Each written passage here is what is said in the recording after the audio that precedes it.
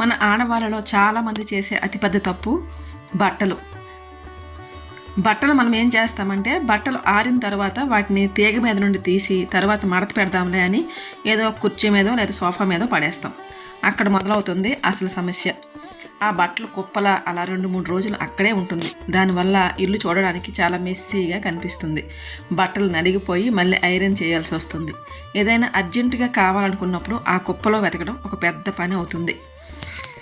ఇక్కడే మనం 1 touch rule పాటించాలి. బట్టల తీగ మీద నుండి తీస్తున్నప్పుడే వాటిని నేరుగా తీసుకెళ్ళి బెడ్ మీద వేసి మరి 5 నిమిషాలు కేటాయించి వెంటనే మడత పెట్టేయండి.